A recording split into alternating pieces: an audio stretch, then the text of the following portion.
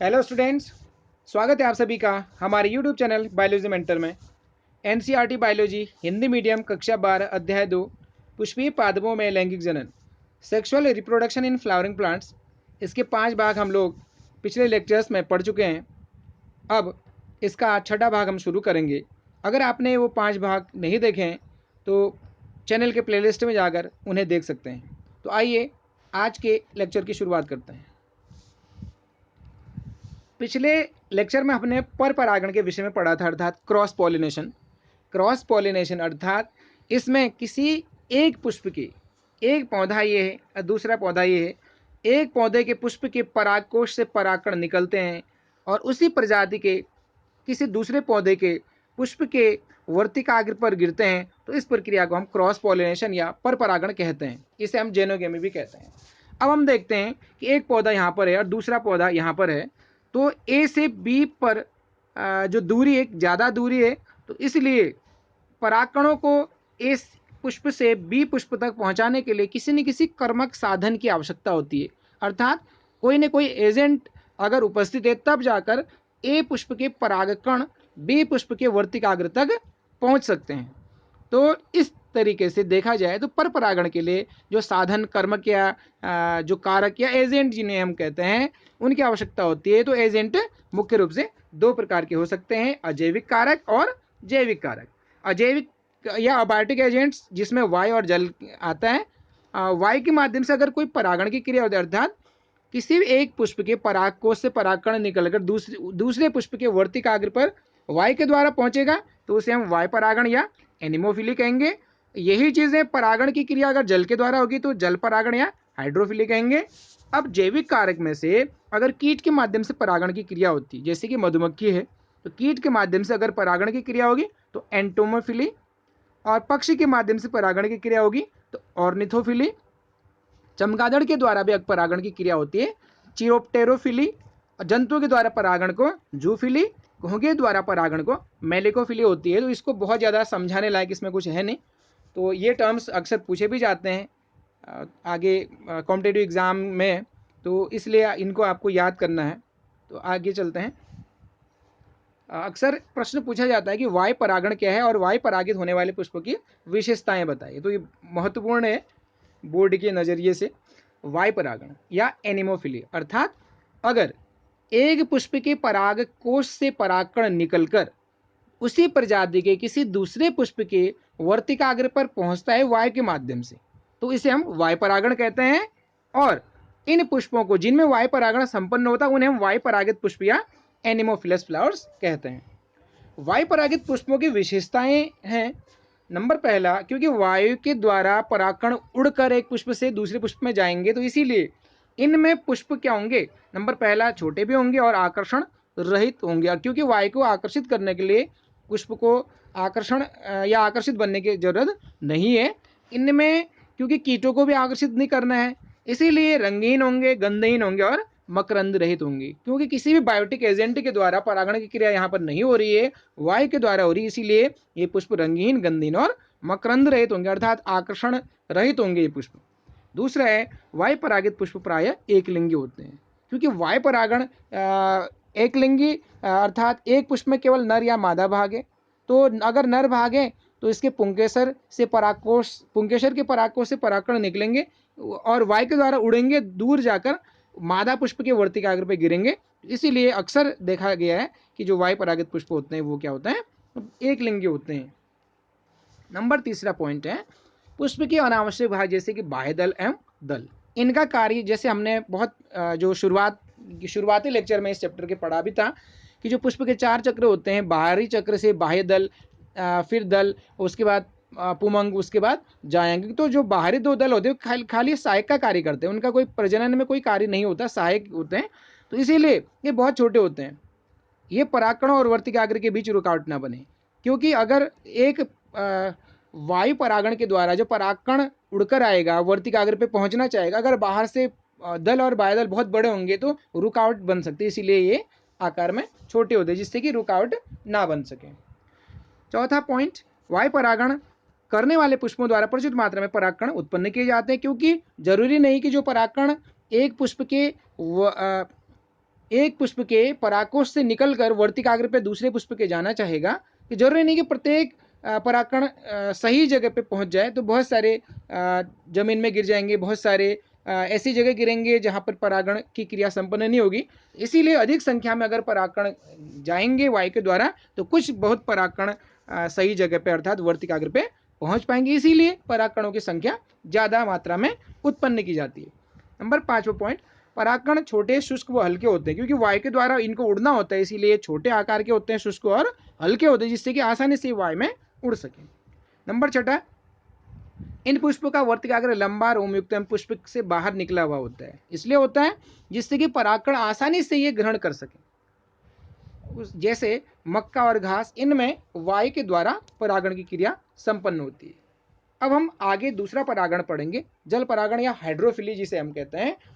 प्रश्न कभी कभी आता है जल परागण किसे कहते हैं, और वेलिस्नेरिया में जल परागण को समझाइए। तो जल परागण अर्थात जल के माध्यम से अगर परागण की क्रिया होगी तो जल परागण कहेंगे, जिसमें परागकोश से परागकण निकलेंगे और वर्तिकाग्र में पहुंचेंगे, और किसके द्वारा, जल के माध्यम से। जल एक वहां पर माध्यम होगा, तो इसे हम जल परागण या हाइड्रोफिली कहेंगे। उदाहरण के लिए वेलिस्नेरिया और हाइड्रिला। वेलिस्नेरिया और हाइड्रिला, ये दोनों जो पौधे होते हैं ये फ्रेश वाटर प्लांट्स होते हैं, अर्थात ये मीठे जल में उगते हैं। और जो जोस्टेरा जो प्लांट होता है वो समुद्री जल में उगता है। तो जरूरी नहीं कि बहुत सारे जरूरी नहीं कि सभी जलीय जो पौधे होते हैं उनमें जल परागण ही हो। जैसे कि एक प्लांट है वाटर हाइसिंथ, या जिसे हम जलकुंभी कहते हैं, उनमें उसमें या बहुत सारे और भी हैं पौधे जिनमें कीट परागण संपन्न होता है। तो कीट के द्वारा भी परागण यहाँ हो सकता है। वेलिस्नेरिया में जल के द्वारा परागण की क्रिया किस तरह से होती है, इसको हम लोग देखते हैं। वेलिस्नेरिया एक स्वच्छ जलीय एक लिंगी पादप होता है। अर्थात एक लिंगी पादप उसे कहेंगे जिसमें या तो नर पुष्प होगा या मादा पुष्प होगा। इसमें क्या होता है, इसमें नर पुष्प बंद अवस्था में अवमुक्त होकर पानी की सतह पर आ जाता है। अब देखने वाली बात क्या है कि अगर इनमें पानी की सतह पर ये पुष्प आएंगे तो इनमें परागकण भीग सकते हैं या खराब हो सकते हैं या सड़ सकते हैं। इसीलिए इनमें परागकण ना भीगे या खराब ना हो, एक एक म्यूकस टाइप की एक पदार्थ इसमें पाया जाता है, जिससे कि परागकण खराब नहीं होते हैं या सड़ते नहीं हैं। आ जाते हैं ये पानी की सतह पर और जलधारे के साथ निष्क्रिय रूप में बहते हुए मादा पुष्प तक पहुंचते हैं। तो जो नर पुष्प है मादा पुष्प तक जैसे पहुंचेगा, नर पुष्प से परागकण मुक्त हो जाएंगे और तत्पश्चात मादा पुष्प के वर्तिकाग्र पे पहुंचेंगे, तो परागण की क्रिया संपन्न हो जाएगी और तत्पश्चात निषेचन की क्रिया होगी। तो एक डायग्राम के साथ ऐसे इसको समझते हैं। ये वेलिस्नेरिया का पौधा है और यहाँ पर ये फ्लावर है, और जो ये मादा पुष्प दिख रहा है इसमें यहाँ पर ये संरचना वर्तिकाग्र की है। तो जल के बहाव के साथ नर पुष्प जैसे इसके आसपास पहुंचेगा, इसमें से परागकण रिलीज हो जाएंगे और यहाँ पर जो उपस्थित वर्तिकाग्र है, वर्तिकाग्र पर चले जाएंगे परागकण, और इस तरह से यहाँ पर परागण की क्रिया जल के द्वारा संपन्न हो जाएगी। तत्पश्चात निषेचन की क्रिया प्रारंभ होगी। अब हम लोग कीट परागण को पढ़ेंगे। कीट परागण से संबंधित प्रश्न इस अक्सर पूछा जाता है कि कीट परागण क्या है और कीट परागित पुष्पों की क्या विशेषताएं हैं। तो कीट के द्वारा कोई परागण की क्रिया किसी पुष्प में होगी तो उसे हम कीट परागण कहेंगे। अनेक प्रकार के कीट जैसे कि तितली, पतंगे, मधुमक्खियां, ततैया, ये कीट परागण को संपन्न करते हैं। तो कीट परागित जो पुष्प होते हैं उनमें विशेषताएं, अब इससे अक्सर हम लोग अंदाज़ा लगा सकते हैं कि कीटों को आकर्षित करने के लिए मकरंद बनाना पड़ेगा, अर्थात नेक्टर बनाना पड़ेगा, ज़्यादा सुगंधित होंगे या रंगीन अधिक होंगे, तो अधिक से अधिक संख्या में कीट पुष्प की तरफ आकर्षित होंगे। अर्थात ये पुष्प रंगीन, सुगंधित, मकरंद युक्त होते हैं ताकि अधिक से अधिक कीटों को अपनी तरफ आकर्षित कर सके। दूसरा है परागकण चिपचिपे एवं खुरदरे होते हैं। अर्थात अगर चिपचिपा परागकण होगा तो कीट के शरीर से आसानी से चिपक सकेगा, जिससे कि आसानी से कीट अगर एक पुष्प से दूसरे पुष्प में बैठेगा तो परागकण भी साथ ही दूसरे पुष्प तक पहुंच पाएंगे। तीसरा पॉइंट है वर्तिकाग्र रोमीय एवं चिपचिपी होती है, जिससे परागकण आसानी से इन पर चिपक जाते हैं। जो वर्तिकाग्र होती है, वर्तिकाग्र अगर रोमी और चिपचिपी होगी तो परागकण जैसे ही पहुंचेगा तो परागकण वहां से गिरेगा नहीं, आसानी के साथ वर्तिकाग्र पर चिपक जाएगा। कुछ पुष्प विशिष्ट प्रकार की गंध उत्पन्न करने वाले होते हैं और जो कि कीट को अपनी तरफ आकर्षित करते हैं। इंडोनेशिया की जैसे कंट्री में एक पुष्प पाया जाता है रेफलिशिया, संसार का सबसे बड़ा ये पुष्प माना जाता है। करीब करीब 10 किलोग्राम इसका वेट, ऐसे लगभग लगभग इस वेट का ये पुष्प पाया जाता है और 1 मीटर डायमीटर अर्थात 1 मीटर तक व्यास इस पुष्प का होता है, तो अर्थात सबसे बड़ा पुष्प होता है।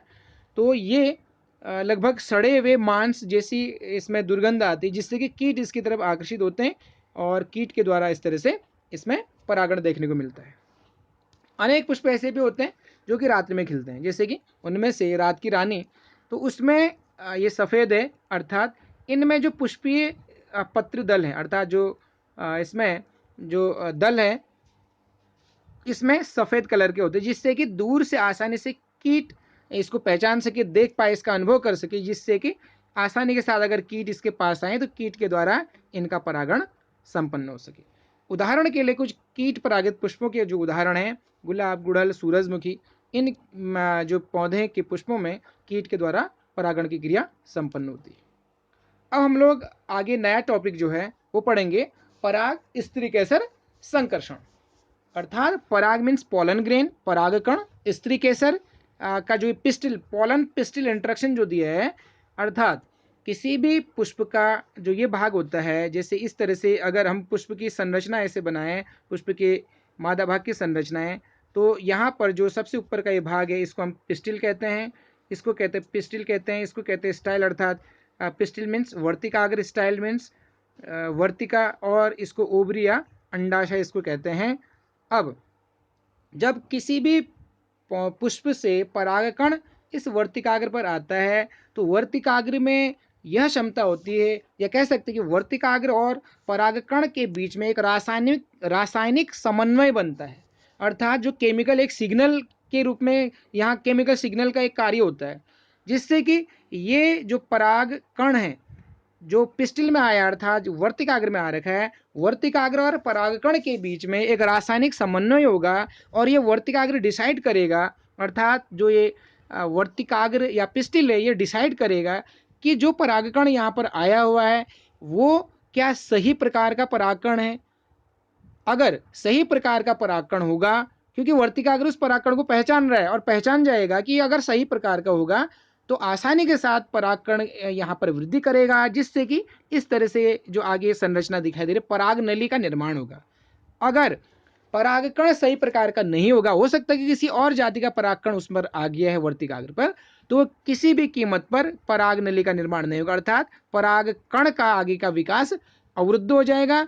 और तीसरी स्थिति ऐसी हो सकती है कि अगर परागकण उसी पौधे का आया हुआ है, अगर परागकण उसी पौधे के उसी पुष्प या किसी उसी पौधे के किसी दूसरे पुष्प से भी अगर परागकण आ रखा है, तो ये जो वर्तिकाग्र है ये डिसाइड करेगा कि क्या उसको उसका ग्रो कराना, क्या उसके का आगे का विकास करवाया जाए या नहीं। अर्थात अगर इसको लग रहा है कि भाई मेरा विकास आगे नहीं हो सकता है, मुझे विभिन्नताएं चाहिए, मुझे अपनी प्रजाति का किसी दूसरे पौधे का पुष्प अगर का परागकण अगर मिल जाता है तो विभिन्नताएं आएंगी, मुझे उससे फायदा मिलेगा, तो वो ये अपने खुद के पुष्प के परागकण को ग्रो भी नहीं करा सकता है, जिसे हम सेल्फ इनकम्पैटिबिलिटी में आगे पहले वाले लेक्चर में पढ़ चुके हैं।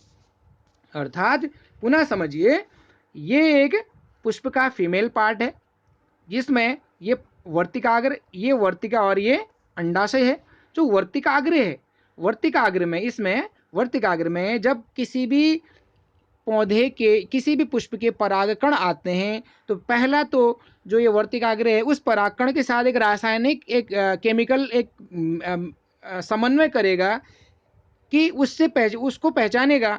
अगर वह सही प्रकार का है अर्थात अपनी प्रजाति का है, अगर वो बेनिफिशियल इसको लग रहा है कि उसमें कुछ विभिन्नताएं हैं, हो सकता है कि उसमें कुछ आनुवंशिक विविधता इससे हो, तो आसानी के साथ वो यहाँ पर वृद्धि करेगा और परागनली का निर्माण करेगा। अगर इस पुष्प को लग रहा है कि वो मेरी प्रजाति का है लेकिन मुझे अपने जो आनुवंशिक लक्षण को कुछ विविधता देनी है, उसकी वृद्धि में मुझे यहाँ पर नहीं करवानी, तो उसकी वृद्धि नहीं होगी, अर्थात परागनली नहीं बनेगी। और यदि वो किसी दूसरी जाति का है तो बिल्कुल भी यहाँ पर पराग कण का आगे का विकास नहीं होगा।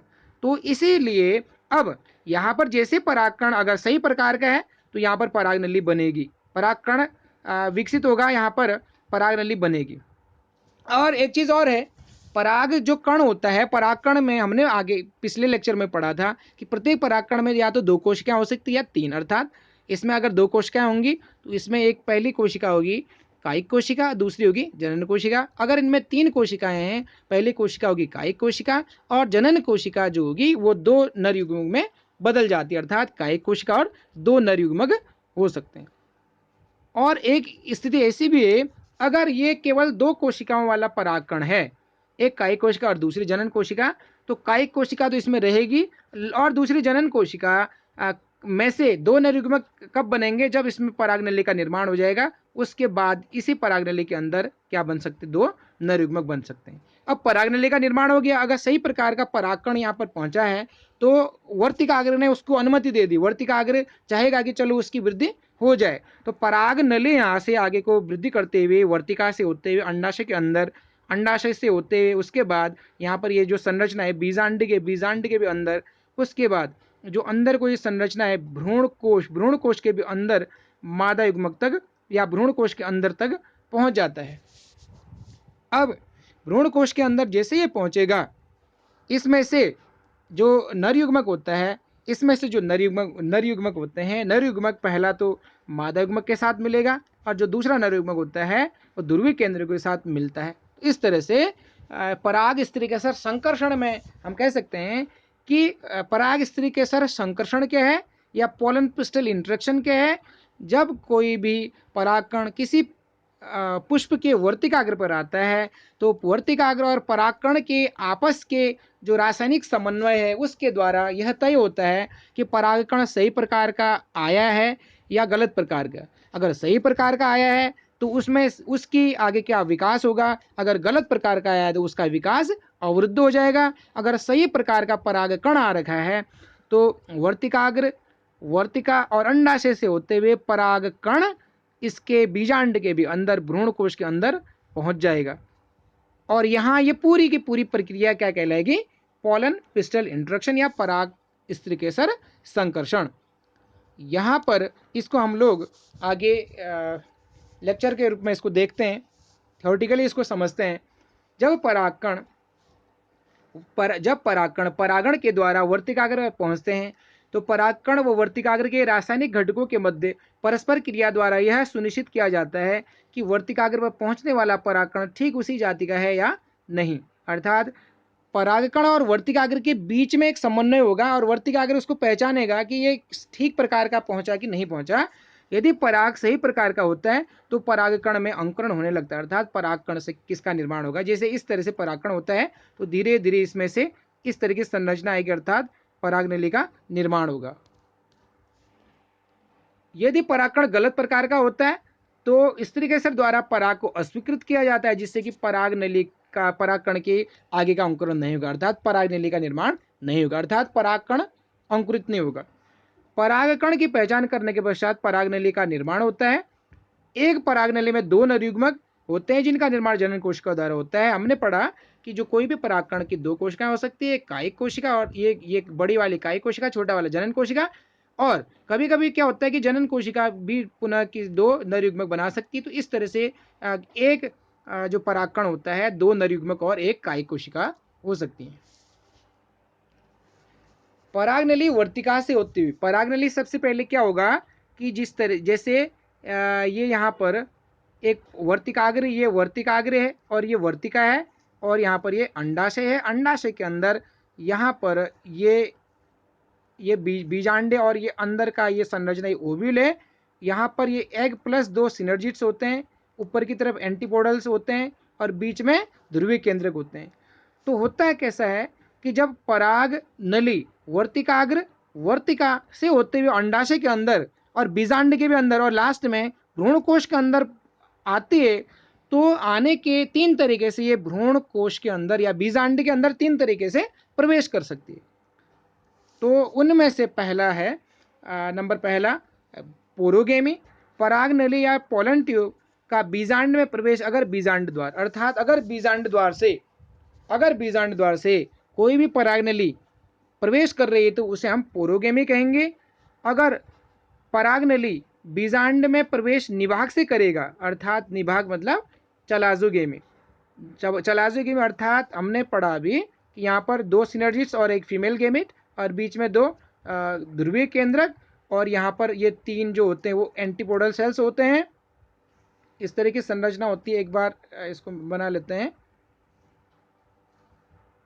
जो ये संरचना होती है, इस संरचना में ये पोरोगेमी क्या है, अगर ये पोरोगेमी अर्थात ये बीजांड द्वार है, बीजांड द्वार से अगर पोलन ट्यूब, इस तरह से पोलन ट्यूब यहाँ से प्रवेश करेगी, इस प्रकार इसके प्रवेश को हम क्या कहेंगे, पोरोगेमी कहेंगे। चलाजोगेमी, ये चलाजा एंड है ये वाला।